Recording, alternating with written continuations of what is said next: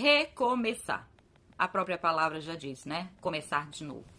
E é sempre muito difícil começar de novo. E recomeçar aos 50. Eu sou Fátima Santoli, tem aqui esse canal, Fafá Santoli Contando Histórias. Então eu vim aqui contar um pouquinho da minha história pra você, pra ver se você se identifica, se edifica. Então eu fui casada há 19 anos, vivi num relacionamento altamente tóxico, do começo ao fim. Sou evangélica, sou cristã evangélica, pela misericórdia de Deus. Então, assim, não existia, durante muito tempo na minha vida, eu não cogitava a palavra divórcio, separação, porque casamento pra mim era até que a morte nos separe verdadeiramente. Sou professora, trabalhei 26 anos com ensino fundamental, primeira fase, né, os pequenininhos. Fui concursada 2 vezes. Então eu tinha uma vida bastante frenética. Eu saía de casa cedo, passava o dia fora, trabalhava muito. E como vocês sabem, a profissão de professora hoje em dia ela tá bastante difícil mesmo.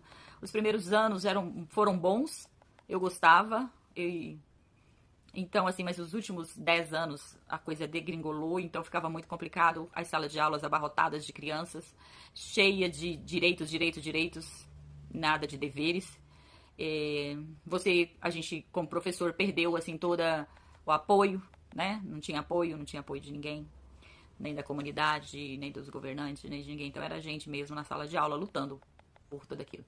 Mas resumidamente, casamento ruim, eu vivia sob pressão, porque o meu ex-marido, eu não sei, mas ele devia ser meio narcisista, bipolar, com as emoções todas desorganizadas, traumáticas, traumas de infância terríveis e, para completar, alcoólatra. Então eu vivi assim muito difícil, foi muito difícil mesmo a vida que eu vivi. Mas até que em maio de 2022, pela saúde, pela minha saúde mental, eu não aguentei mais, eu tive que dar um grito de liberdade, eu tive que dar um basta naquilo tudo. E foi aí que eu dei esse basta nessa minha vida de casada. Eu tenho 3 filhos com ele. Então, assim, a relação em casa era terrível comigo, com as crianças.